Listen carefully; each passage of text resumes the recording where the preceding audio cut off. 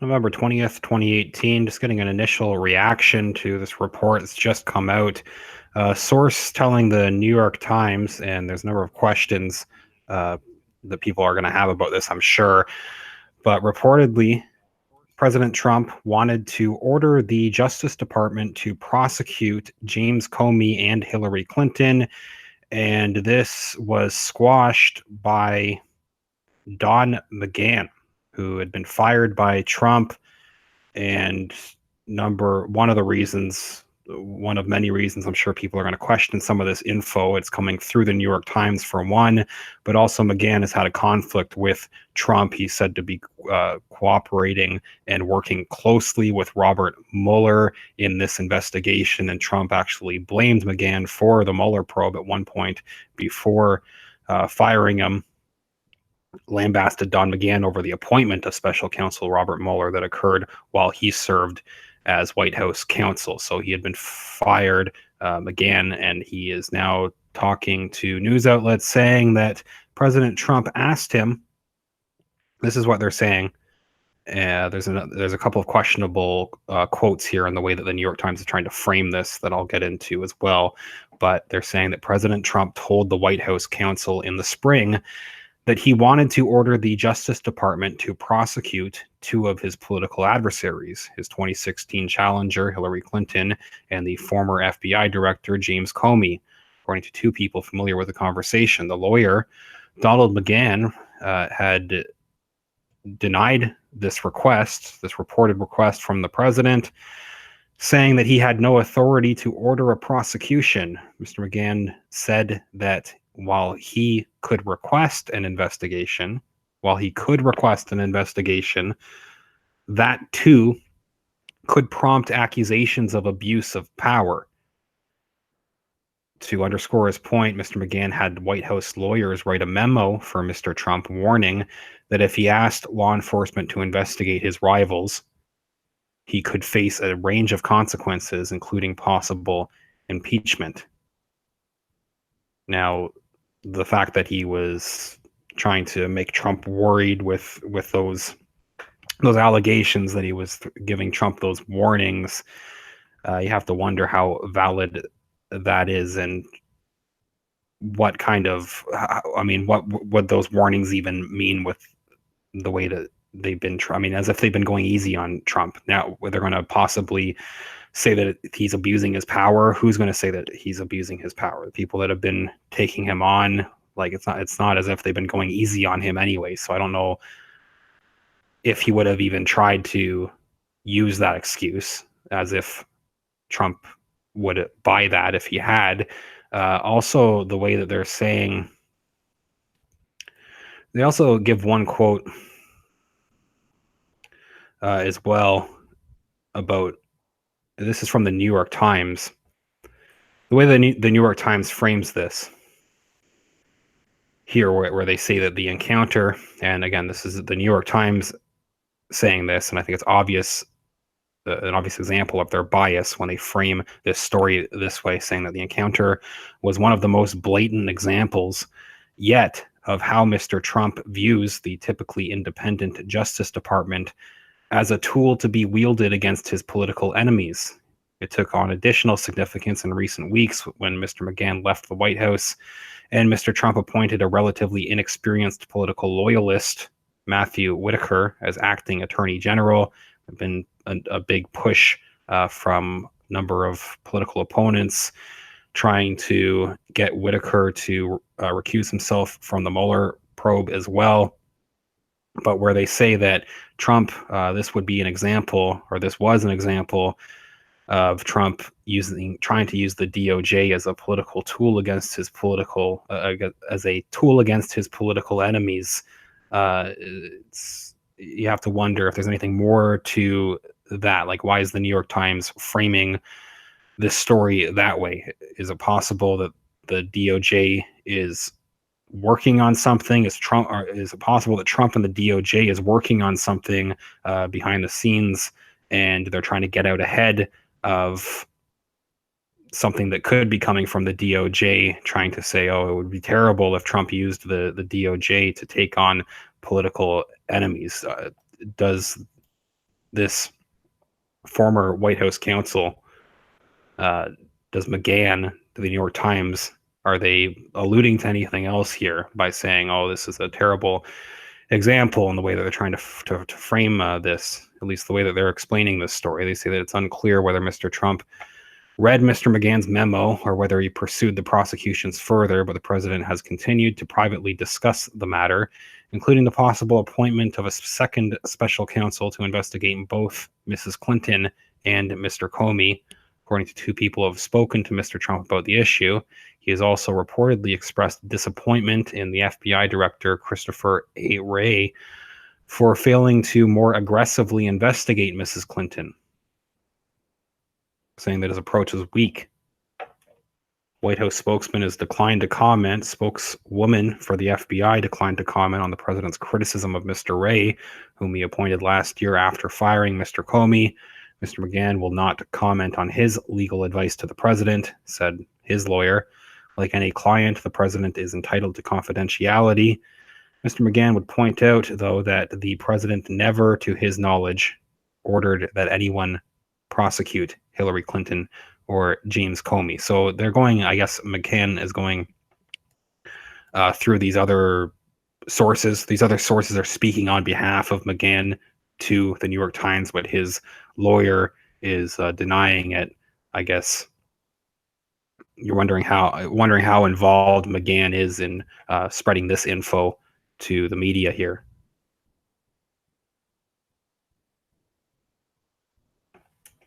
His lawyer is partly contradicting what the New York Times is saying.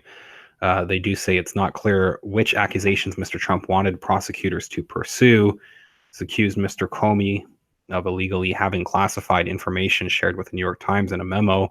Mr. Comey wrote about his interactions with the president. The New York Times here trying to just defend Mr. Comey, James Comey, it seems.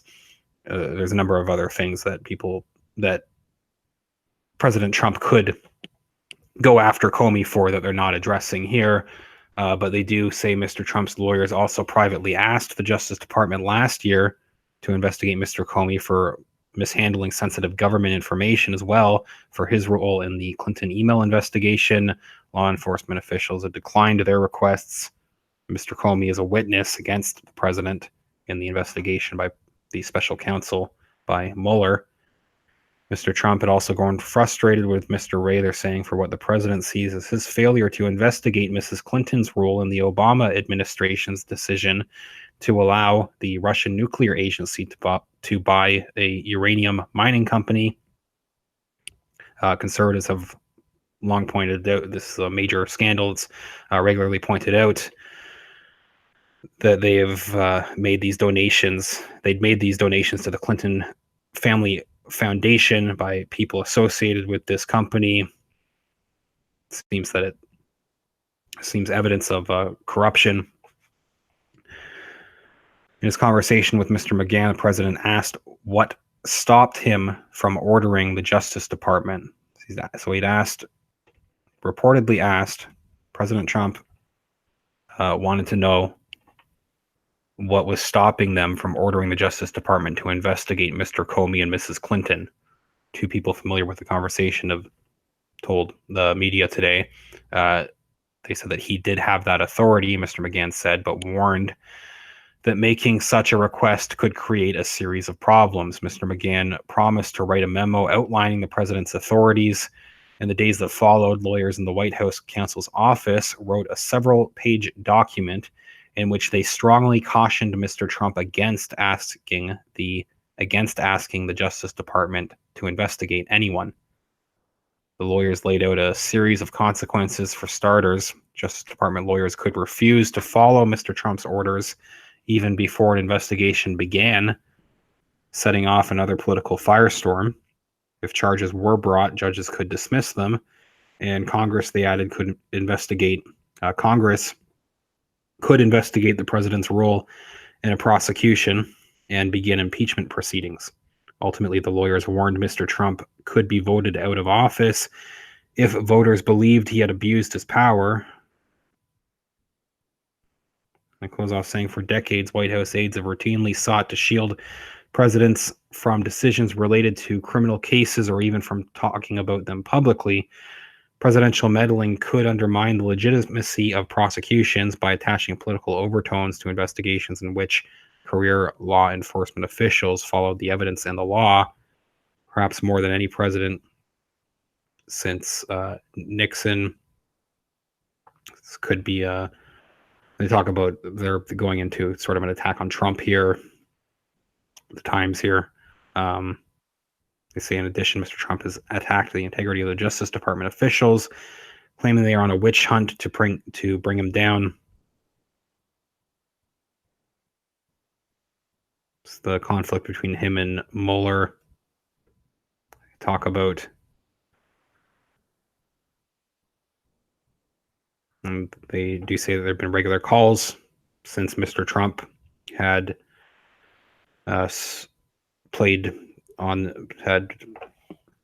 President Trump had tapped into this anger against Mrs. Clinton during the campaign, suggesting during a presidential debate that he would prosecute her if he was elected president.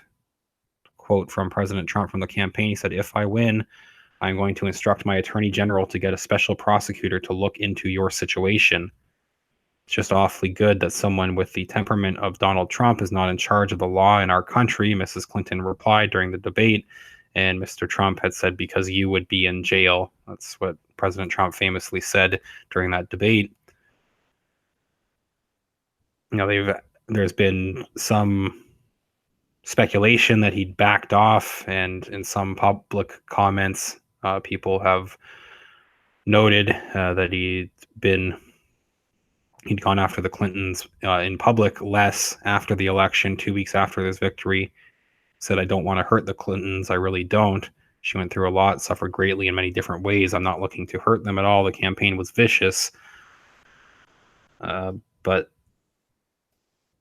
they're saying that he continued to go through the DOJ, or he'd been attempting to work through the DOJ. And we know there have been some major moves going on. The resignation of Sessions, or Sessions was essentially fired. Some people are saying he officially resigned, but he was definitely very likely pressured to do so. And Whitaker taking over in this role with these problems with the DOJ